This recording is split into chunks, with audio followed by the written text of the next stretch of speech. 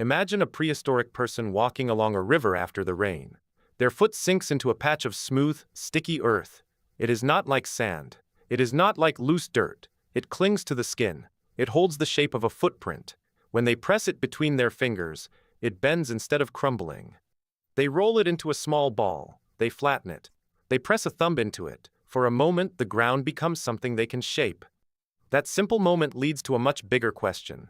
Why did prehistoric people discover and use clay? Why did this soft, muddy material become so important that humans turned it into bowls, jars, figurines, bricks, walls, writing tablets, medicine, pigments, and objects that could survive for thousands of years? The answer is that clay was one of the first materials that seemed to obey the human hand. Stone had to be chipped. Bone had to be carved. Wood had to be cut. Animal skin had to be scraped and stretched. But clay was different. When wet, it was soft and plastic. It could be pinched, rolled, folded, pressed, smoothed, and joined. When it dried, it became harder.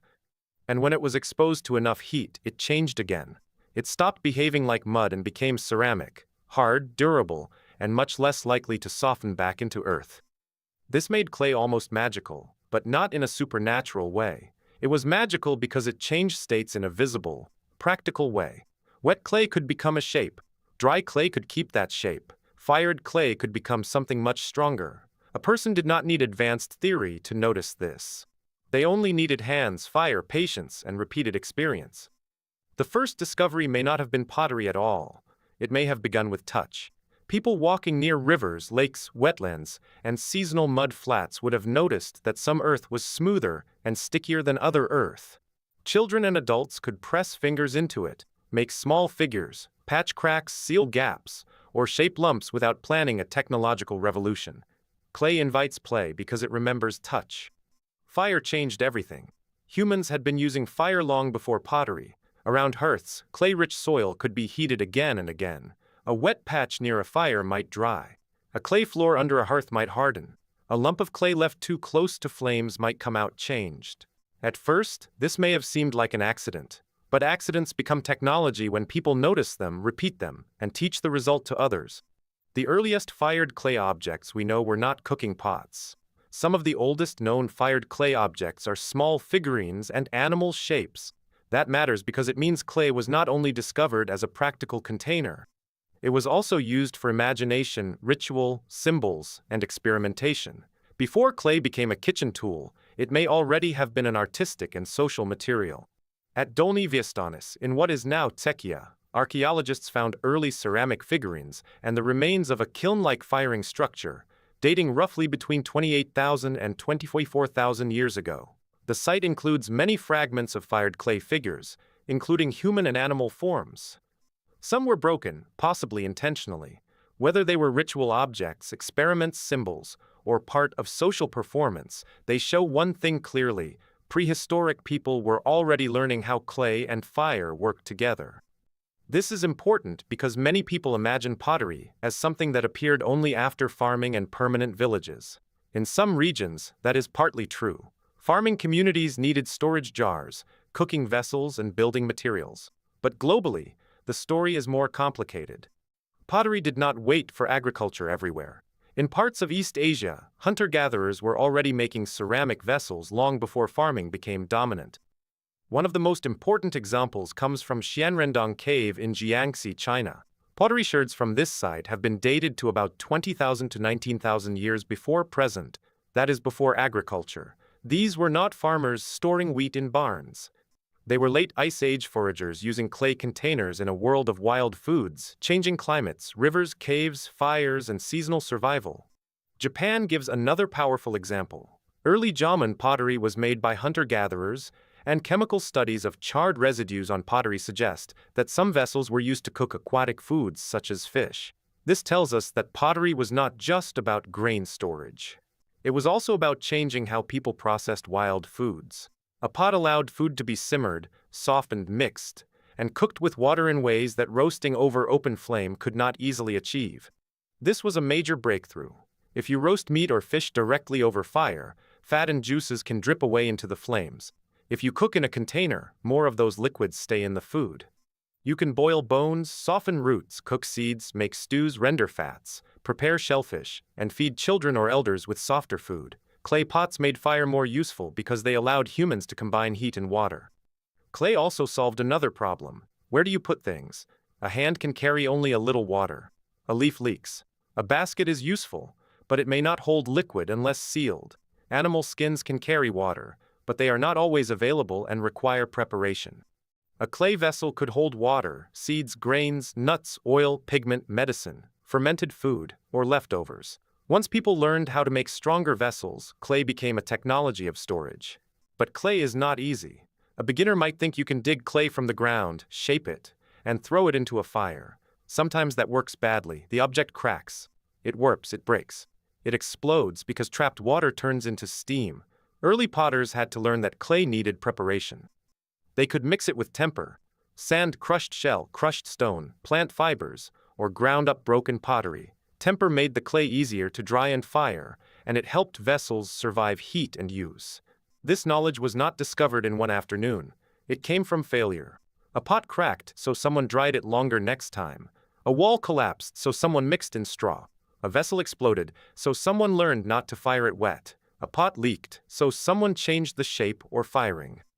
A cooking pot shattered over flame, so someone adjusted the clay body, thickness, or temper. Clay taught humans through breaking. Clay was useful even when it was not fired into pottery. Mixed with straw, grass, sand, or other fibers, it could become a building material. People could press it into walls, smear it over woven branches, seal cracks, make floors, shape hearths, line pits, and build ovens. In wattle and daub construction, a wooden or reed framework was covered with a clay-rich mixture. When dry, it created walls that were cheap, repairable, and made from local material. Clay also worked as a sealant. If a basket could not hold water, clay could help close the gaps. If a wall had holes, clay could patch them. If a roof or storage pit needed protection, clay could help block wind, insects, and moisture.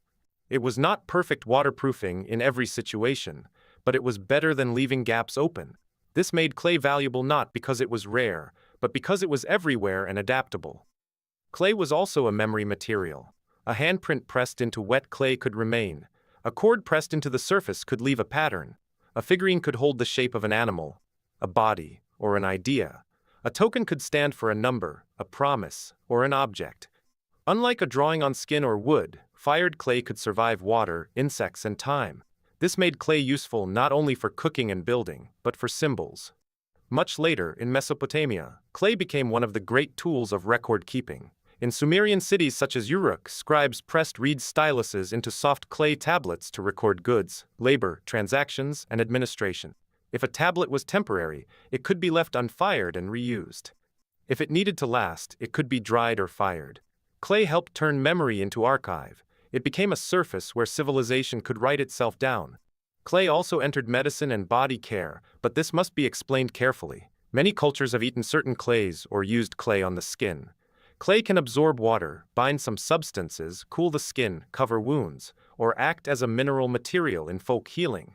But eating clay is not automatically safe. Some clays may contain heavy metals, pathogens, or contaminants, and some can bind nutrients or medicines in the gut. So ancient clay medicine shows observation and tradition, but it should not be treated as a simple cure-all. Different regions used clay differently because environments were different. A river valley with good clay, fuel, and settled camps encouraged pottery. A mobile group that moved constantly might use baskets, skins, wood, or gourds instead, because heavy pottery was harder to carry. A farming village needed storage jars and plastered walls. A fishing community might value cooking pots for fish and shellfish. A desert or floodplain community might use clay for bricks, seals, tablets, or storage. Clay did not create one single human path. It adapted to local needs. That is why clay became one of the most important materials in human history. It connected fire, water, food, shelter, art, memory, trade, medicine, and later writing. From a simple lump of wet earth, humans made cooking pots, roof tiles, bricks, ovens, figurines, tablets, pipes, porcelain, laboratory ceramics, electrical insulators, industrial filters, cosmetics, and modern ceramic materials. Even in a world of plastic, glass, steel, and concrete, clay has not disappeared. So why did prehistoric people discover and use clay? Because clay made itself noticeable. It stuck to feet, it held fingerprints, it shaped easily. It cracked when dry, it hardened near fire. It failed loudly when fired too wet. It improved when mixed with sand, shell, fiber, or crushed pottery. It could become a bowl, a wall, a figure, a tablet, or a brick. It was not just mud, it was earth that could be transformed. The story of clay is the story of humans learning that nature was not only something to hunt, gather, or avoid, it was something to shape. A soft material from a riverbank could become a vessel that cooked food, a wall that blocked wind, a figure that carried meaning, or a tablet that preserved words. Long before plastic containers, metal pots, glass bottles, and modern factories, our ancestors discovered that wet earth and fire could create a new kind of object, one made by the hand, hardened by heat, and remembered by time.